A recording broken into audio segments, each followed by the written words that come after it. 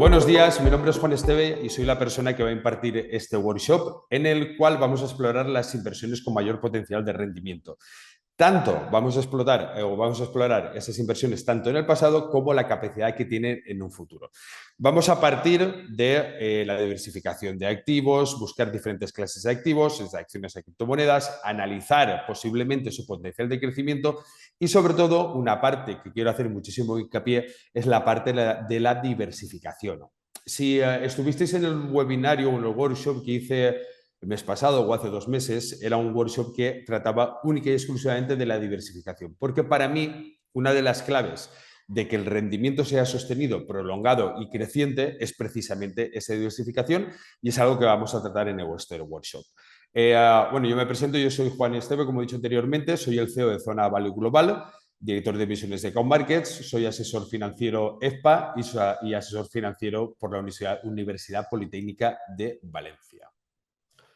Vamos a pasar a la primera diapositiva, esta es principalmente la presentación. Entonces, vamos a clasificar primeramente inversiones por parte de activos. Aunque es bastante conocido, este workshop yo quiero que vaya destinado tanto a personas noveles como a personas que ya llevan cierto tiempo invirtiendo. Entonces, para empezar desde un inicio más básico, vamos a ver cuáles son las 4 clases de activos quizá más comunes y que más suelen utilizarse a la hora de inversión por popularidad. O sea, no significa esto que haya otros tipos de activos, como puede ser quizá el Forex o puede ser otras partes que voy a obviar en este workshop porque me voy a centrar en cuáles son los más utilizados, los más populares y los que suelen dar conjuntamente una rentabilidad quizá más sostenida del tiempo. Las acciones. Aunque esto para parecer muy fácil o muy sencillo, porque todo el mundo hemos oído escuchar o hemos oído hablar de qué son las acciones, no hay que olvidar, perdón, quiero decir, hay que recordar que las acciones al final son una parte divisible de una empresa. Quiero decir, si yo tengo una acción de Microsoft, yo soy dueño de una parte de Microsoft. ¿Por qué digo esto? Porque muchas veces se nos olvida que a la hora de invertir en acciones estamos invirtiendo en empresas. Entonces, una de las premisas que yo siempre he seguido y creo que siempre seguiré durante mi vida inversora y durante mi vida en general, es que cuando yo invierto, o sea, cuando yo compro una acción, yo me pongo en la situación de, vale, esto es una empresa, vamos a poner el caso de Microsoft. Esto es una empresa que se llama Microsoft. Si extrapoláramos la situación que yo en lugar de comprar acciones, dijéramos que esta es una empresa que está abajo de mi oficina, es una persona particular, a mí me gustaría ser socio de esa persona. Es decir, en este caso de Microsoft, me gustaría ser socio de Bill Gates. No solamente me tengo que dejar guiar por la capacidad que tenga o el FOMO que tenga, el FOMO es el miedo a perderse algo, el FOMO que tenga una compañía porque todo el mundo está hablando de ella. Lo que tengo que hacer es indagar, explorar, investigar, analizar un poco más si esa compañía forma parte tanto de mi visión como inversor, o sea, de mis premisas como inversor, o si realmente considero que es una buena opción para invertir. Pongamos el ejemplo de Microsoft. Microsoft o una empresa de nueva creación, imaginemos una empresa de inteligencia artificial. Primeramente lo que tengo que mirar es la tecnología que utiliza o el objetivo que persigue esta compañía. ¿Es un objetivo que sea afín a lo que yo considero que pueda ser un buen negocio? Sí, correcto. Vale, miro los números de la empresa. ¿La empresa está en crecimiento? Perfecto. O la empresa tiene mucha deuda, o si no está en crecimiento, tiene proyectos a futuro que le permita tener un crecimiento interesante. Es decir, tengo que mirar todas las componentes de esa empresa, o sea, no pensar solamente en el nombre de la acción de la empresa para saber si precisamente me va a resultar interesante y entra dentro, como he dicho, de mis parámetros de inversión. Luego tenemos bienes raíces. Los bienes raíces prácticamente lo podemos nombrar de una manera generalista como inversión en inmobiliario. Al final estamos hablando de invertir tanto en terrenos como en vivienda, como en edificios. ¿Qué ocurre aquí? Ofrecen un potencial de crecimiento bastante interesante, muy interesante, pero realmente suele tener quizá menos volatilidad que las acciones, aunque también tiene un rendimiento menor, en algunos casos, mayor en unos casos. O sea, habría que estudiar muy bien también precisamente cuál es nuestra inversión. Es decir, lo mismo, o sea, de una forma que sí que nos planteamos muy directamente cuando invertimos en una... O sea, esto pongo la comparación para hacerlo con las acciones, ¿no? Exactamente cuando vamos a comprar una vivienda, miramos muy bien una vivienda, un terreno, un apartamento, un edificio, una casa, un campo, miramos muy bien muchas particularidades. Imaginémonos aquí en Valencia. En Valencia nosotros tenemos la oficina en la calle Colón. La calle Colón es la arteria principal de Valencia actualmente. Entonces yo sé que si comprara aquí un apartamento, la capacidad de retorno de la inversión sería lo suficientemente alta. No es lo mismo que si compro, y perdón, con todos los respetos lo digo, pero es para hacer una comparación, una vivienda, un apartamento en una ciudad, un pueblo del norte de España de 500 habitantes. No tiene no tiene el mismo precio, lógicamente, ni tiene la misma salida. Hay que estudiar muy bien cada caso. Entonces, esa misma comparación que nosotros hacemos de una manera natural en la inversión inmobiliaria es la misma interpretación que tenemos que hacer cuando compramos una acción de una empresa.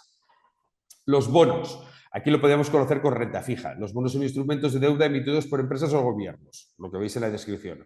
Los inversores prestan dinero a cambio de intereses periódicos y la devolución del capital al vencimiento. Los bonos ofrecen un rendimiento relativamente estable y un menor riesgo que las acciones, pero con un menor potencial de crecimiento. Esto lo veremos más adelante porque esto es importante también a la hora de hacer una diversificación o a la hora de tener en cuenta diferentes inversiones. Siempre, generalmente, en un porcentaje de casos muy grande, existe la relación rentabilidad-riesgo. Cuanto más riesgo, más rentabilidad.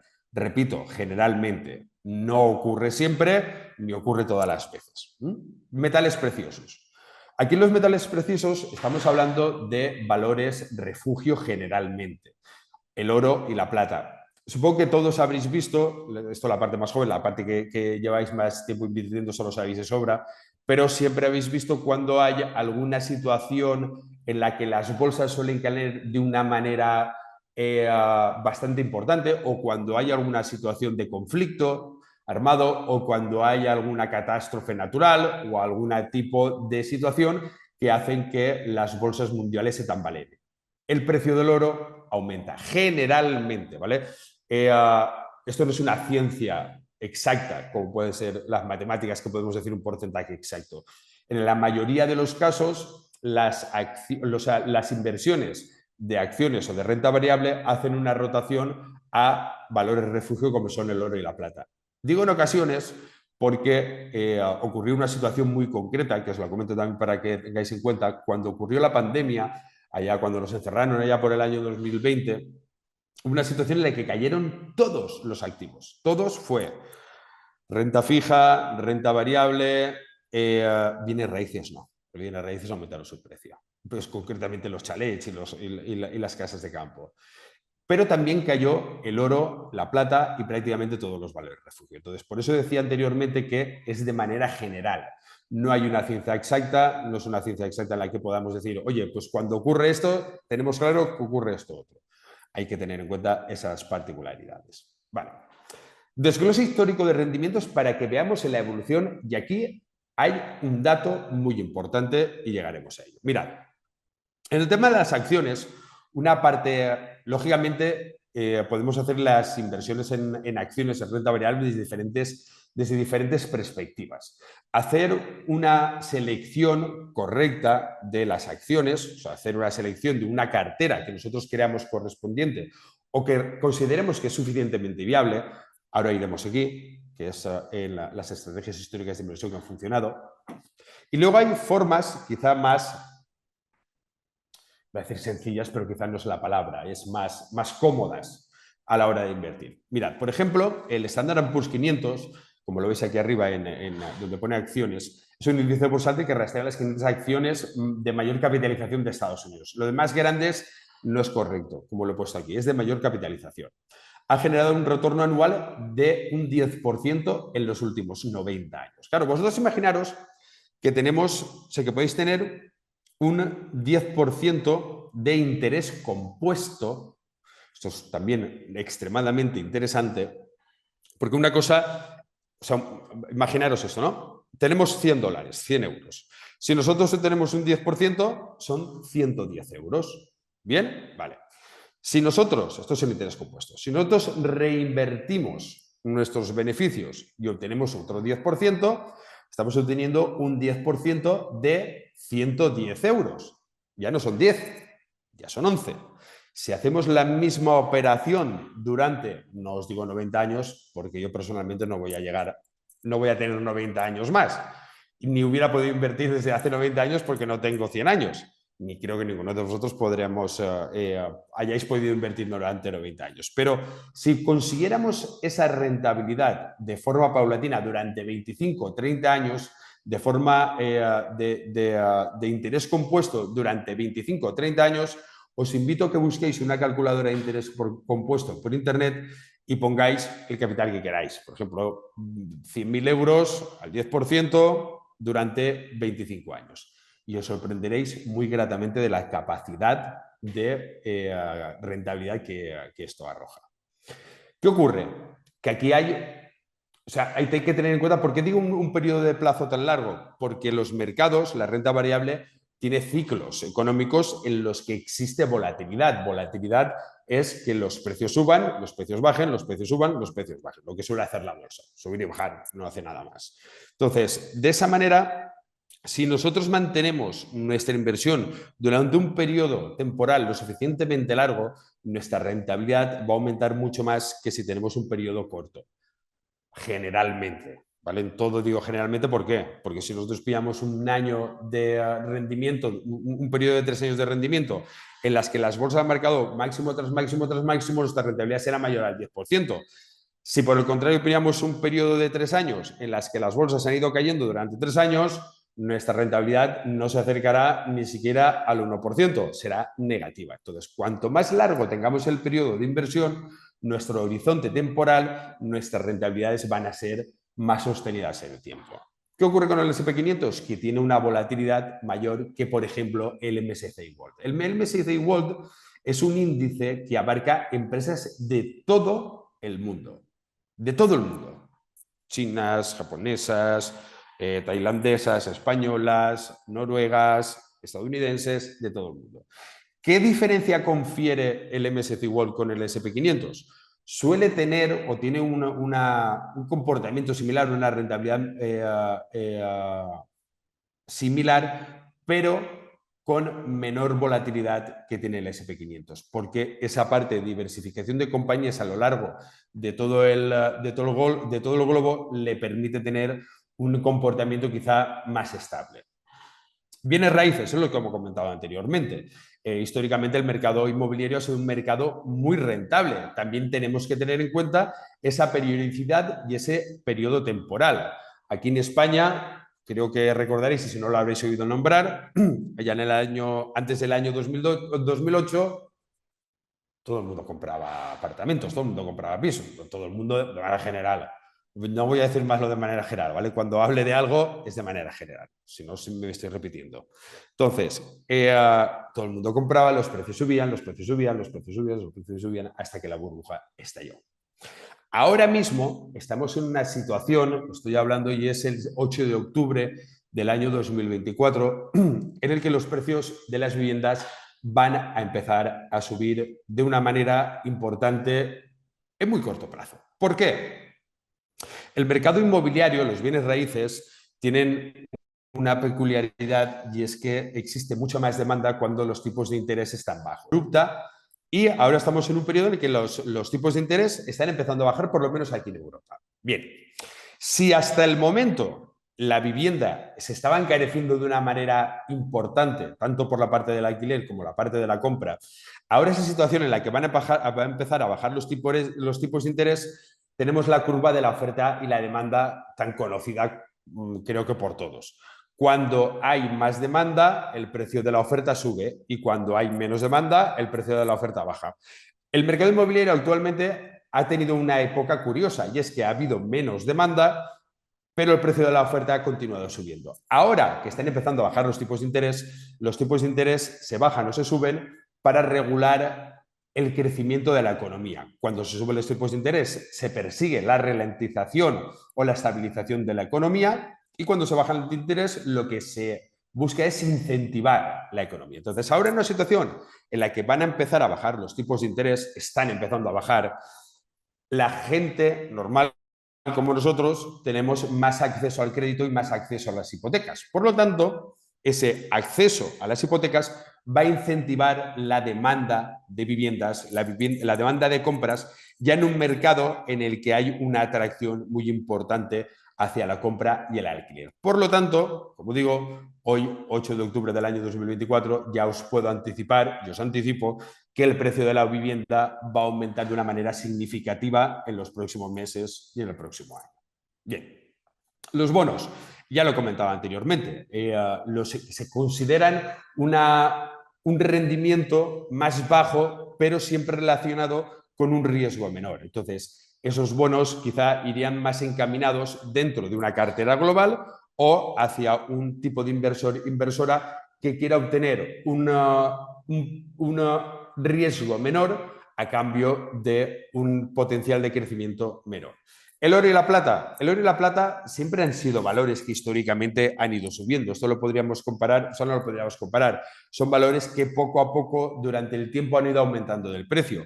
¿Cuál es el motivo de que el oro y la plata aumenten de precio? Concretamente el oro se considera que es un recurso finito y que cada vez queda menos oro por extraer. Precisamente por eso, conforme se va extrayendo el oro, la capacidad o lo que se cree, las existencias son más difíciles de extraer, son más difíciles o más costosas de extraer en las minas de oro y por lo tanto su valor efectivo va aumentando. Las criptomonedas, más o menos, o sea, el concepto, por ejemplo, del Bitcoin se asemejaría al concepto que he comentado del oro. Es decir, el Bitcoin tiene un número finito de Bitcoins. Llegará a un punto en el que minando se llegará al último Bitcoin. Se ha calculado que eso tardaríamos alrededor de 100 y pico años. Vale, pero existe ese fin. Entonces, ese fin es el que en un principio le daba valor precisamente al Bitcoin. ¿Por qué he dejado las criptomonedas al final? Porque no tenemos un periodo de estudio lo suficientemente largo como para poder estudiar realmente su volatilidad y estudiar realmente su crecimiento. Sí que es cierto que el beneficio que han obtenido en los últimos años, ya hemos visto cómo ha tenido un despegue brutal, ha tenido caídas muy importantes, ha tenido recuperaciones. Entonces, es un mercado muy volátil que está hecho para un tipo de inversoras específico. ¿Que pueda formar parte de una cartera global? Indudablemente. Yo personalmente forma parte de mi cartera global, pero en un porcentaje que para mí, para mi aversión al riesgo, es lo suficientemente aceptable. Entonces, eso es lo que debéis de tener en cuenta a la hora de poder invertir o a la hora de querer invertir en esas criptomonedas. ¿Qué factores influyen en los rendimientos? La inflación y la política monetaria. Es lo que comentaba anteriormente. Tipos de interés. Riesgo y recompensa. Esto es lo que he comentado al principio. Esto es un binomio. Generalmente, lo he vuelto a repetir, el riesgo, a mayor riesgo, mayor recompensa. Es decir, a mayor riesgo, mayor rentabilidad. Claro, cuando invertimos en valores de mayor riesgo, solemos obtener un rendimiento mucho más grande. Entonces, aquí entra en juego cuál es la aversión al riesgo de cada inversor e inversora. Ahí tenéis que hacer un ejercicio de introspección y pensar cuáles son esos baremos que tenéis a la hora de poder adquirir ese riesgo. La diversificación para mí es la clave. O sea, no es lo mismo. Imaginar, yo siempre pongo un ejemplo. Yo llevo en esto más de 25 años, mayor soy, y siempre he puesto el mismo ejemplo. No es lo mismo llevar todas las huevos en la misma cesta y que te caiga la cesta y te quedes sin huevos, a que lleves varias cestitas con varios huevos y si te cae una cesta, pues aún te quedan otros huevos. ¿Vale? Pues ese símil más cercano es el que quiero que entendáis por la diversificación, porque aquí es donde reside la clave de obtener un beneficio y no obtener unas pérdidas generalizadas. El horizonte temporal, os lo he comentado también. Al final, que tenemos que tener en cuenta que si nosotros invertimos en un corto plazo, tenemos un horizonte temporal corto, estamos arriesgando todo a lo que pueda ocurrir en un año. Imaginaros un año, ¿no? Invertimos en un horizonte temporal de un año. Vale, ese año puede ser bueno o puede ser malo, o puede ser plano. O sea, puede ser que el índice en el que invirtamos tenga una lateralidad tal que nuestra inversión no se mueva. O puede ser que nos salga genial y ganemos un 90% o que perdamos un 90%. Entonces, para tener una rentabilidad sostenida en el tiempo, lo importante es plantearse unos horizontes temporales lo suficientemente adaptables. Y con esto no quiero decir que hagamos un único horizonte temporal a largo plazo, sino que deberíamos deberíamos plantearnos un horizonte temporal a corto plazo, uno a medio y uno a largo, para que de esa manera podamos obtener unas rentabilidades en diferentes periodos de tiempo con una diversificación diferente, con unas inversiones diferentes, con unos activos diferentes y con unos ciclos económicos, que es lo que viene ahora, diferentes. ¿Vale? Entonces, los ciclos económicos ahora van muy ligados a la política monetaria, que es lo que se estaba comentando anteriormente. Cuando tenemos un ciclo económico de expansión, en los bancos centrales lo que suelen hacer es contener un poco la economía para que no tenga un crecimiento superior a lo esperado. Aumentan tipos de interés. Cuando la economía está flaqueando, antes de que llegue a un punto de no retorno, los bancos centrales bajan los tipos de interés precisamente para que esa economía se revitalice y sea mucho más resistente y mucho más fuerte. Estrategias de inversión históricas. Bien. Estas son las más utilizadas. Buy and hold. Es una estrategia que implica comprar activos y mantenerlos a largo plazo, independientemente de lo que ocurra en el mercado. Nosotros hacemos un análisis adecuado de la compañía, que es lo que os comentaba al principio, renta variable o inmobiliario. Hacemos un análisis adecuado, confiamos en esa inversión. En el caso de renta variable, confiamos en la compañía, en la empresa, y mantenemos esa inversión durante el tiempo. Eso sería buy and hold.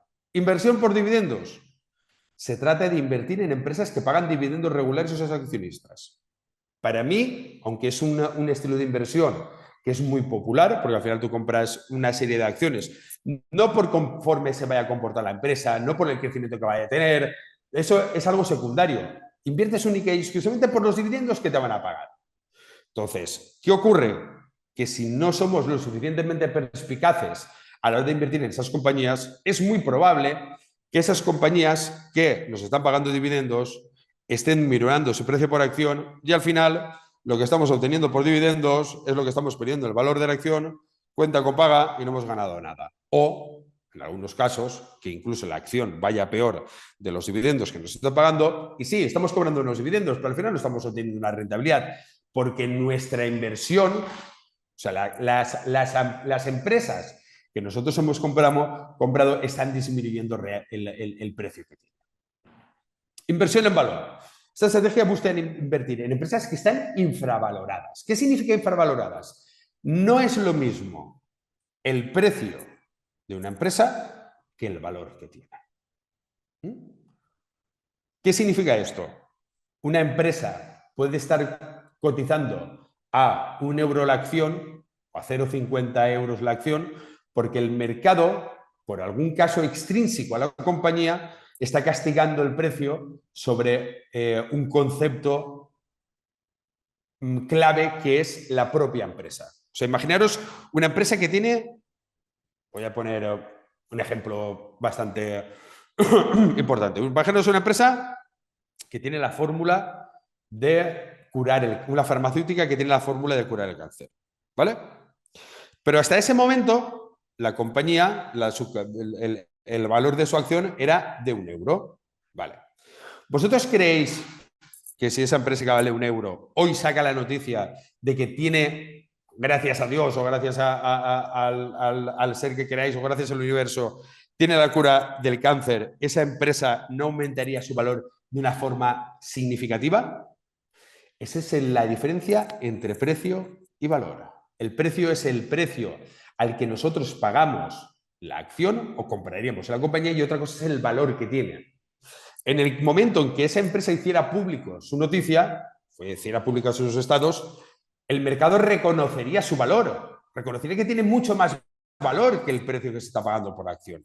Y ahí habría un aumento significativo del precio de las acciones. Entonces, la inversión en el valor lo que busca es encontrar aquellas empresas que están infravaloradas a través de una serie de ratios financieros, como puede ser el ROI, puede ser el PER, puede ser el EV/EBIT, puede ser muchísimos ratios financieros que lo que nos permiten es precisamente encontrar o seleccionar aquellas empresas que estén infravaloradas respecto al precio que está pagando al mercado. Inversión activa e inversión pasiva. La inversión pasiva consiste en invertir en fondos indexados o ETFs que replican el comportamiento de un índice del mercado. Es decir, es como si invirtiéramos, como hemos comentado anteriormente, en el S&P 500. Y la inversión activa sería invertir en fondos de inversión que están gestionados por una gestora o por una persona que hace una selección concreta de acciones, hace una cesta de acciones y las ofrece a los inversores. Aquí tenemos que tener en cuenta también la elección depende tanto del perfil de riesgo como del horizonte temporal del inversor. Errores. Lo mismo de antes. Falta de diversificación, invertir sin horizonte temporal, pero mucho más importante, comprar y vender por emociones. O sea, no debemos dejarnos llevar por... pues, no sé si recordáis lo que ocurrió hace unos años con bueno, con una franquicia de juegos, de tiendas de juegos. GameStop, creo que se llamaba. Hubo un momento en que todo el mundo compraba y todo el mundo quería comprar, pero eso no es una inversión, eso es una especulación. Y vender cuando hay una situación en la que entramos en pánico, o sea, lo que tenemos que pensar siempre es, yo cuando compro esta empresa, ¿por qué la he comprado?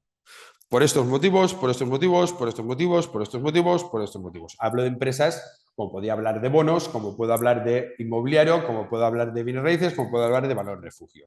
Siempre en una situación de estrés, tanto positivo como negativo, tenemos que retrotraernos y pensar cuál fue el inicio de nuestra inversión, por qué lo hicimos. Y un ejercicio que es muy interesante y que yo recomiendo es que cuando construís vuestra cartera, de lo que es activos que sea, escribáis en un papel, si sois antiguos como yo, o en un documento en el teléfono, ordenador o tablet, escribáis los motivos de vuestra inversión y os hagáis vosotros mismos un análisis de la inversión, porque ese análisis os va a servir para cuando hay una situación de estrés optimista o pesimista, para volver a vuestro inicio y no tomar una decisión en caliente.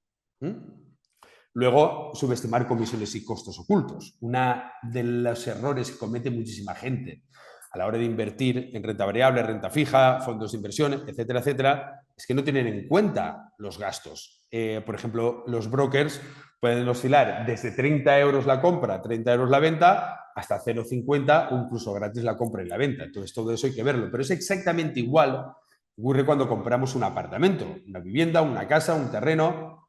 No tenemos que fijarnos única y exclusivamente en si el apartamento vale 300, 400, 500 u 80.000 euros. Si vas a pedir una hipoteca, tienes que pagar intereses, tienes que pagar costes, tienes que pagar IBI, tienes que pagar luz, tienes que pagar agua, tienes que pagar una serie de suministros y condicionantes que van a hacer que ese precio inicial que tú tenías de 100.000 euros se convierta en 150.000. 125, 110, 115 o 200. Entonces, ese análisis exhaustivo hay que hacerlo no solamente analizando el precio de compra o el precio de venta, sino el precio de los costes que se van a aplicar. Casos de éxito. Bueno, pues en acciones todos conocemos Apple, en bienes raíces todos conocemos también situaciones, bonos, criptomonedas. Conclusiones para mejorar las prácticas del éxito de la inversión. La diversificación es fundamental para mitigar el riesgo y la optimización del rendimiento. Planificación a largo plazo. Adoptar una perspectiva, yo aquí añado, corto, medio y largo plazo, pero tener claro cuáles son nuestros horizontes temporales, porque eso nos llevará a una tolerancia al riesgo. Es decir, nuestro riesgo, nosotros no podemos asumir el mismo riesgo en una inversión que es a un mes, una inversión que es a un año, que una inversión que es a 10 años. Si nosotros todo nuestro dinero lo ponemos en una inversión para dentro de un mes, estamos cometiendo una inmensa locura, porque si nos sale bien, genial, pero si nos sale mal, nos quedamos sin tiempo y nos quedamos sin dinero. Entonces, hay que tener una tolerancia al riesgo lo suficientemente adaptada al horizonte temporal y a la diversificación. y, lógicamente, tener un asesoramiento financiero. Un asesoramiento financiero lo podemos encontrar tanto en un profesional como en cursos de asesoramiento financiero, por ejemplo, que tenemos en Intefi, o cursos de el máster en mercados financieros, puestos de gestión de cartera. Estoy nombrando una serie de cursos que tenemos en Intefi que pueden ser muy interesantes, ya no solamente para contar con el profesional, sino para convertirse en un profesional. Y convertirse en un profesional lo que nos va a llevar es a poder tomar unas decisiones mucho mejores de las que estamos tomando como personas particulares sin un conocimiento exhaustivo. ¿Cuál es la inversión? ¿Cuál es la mejor inversión? Pues desgraciadamente no existe una mejor inversión para todo el mundo. La mejor opción depende de la diversificación, tu perfil de riesgo, horizonte temporal y objetivos financieros. Por eso decía que es muy importante la formación. Es muy importante formarte no solamente en un estilo de producto, sino en saber gestionar las carteras, en saber buscar esas clases de activos, en saber analizarlos, saber encontrarlos, reconocerlos y saber realmente cómo pueden ayudarte a tu crecimiento en tu cartera. Diversificación de la cartera mediante diferentes clases de activos, como os he comentado anteriormente. ¿Qué debo hacer en un mercado bajista? Pues bueno, sobre todo mantener la calma. Y recordar lo que os he comentado anteriormente. Mi consejo es que siempre que hagáis una inversión, ya sea renta variable, renta fija, bienes raíces, lo que sea, criptomonedas, os hagáis una tesis de inversión, porque esa tesis de inversión os va a ayudar a mantener la calma en momentos determinados y en saber extrapolar la situación actual en la situación en la que por qué compraste y el por qué lo compraste. Bueno, de todas formas, si queréis el dossier, la presentación que he realizado, como este vídeo os lo van a mandar, os los están mandando por correo electrónico, yo no tengo ningún problema. Escribís, por favor, que os manden esta presentación y yo encantado, a través de la gente de Intefi, os lo ayudaré. ¿Vale? Bueno, espero que os haya podido compartir algo que os haya resultado interesante y nada, un placer y nos vemos en próximos workshops. Un saludo.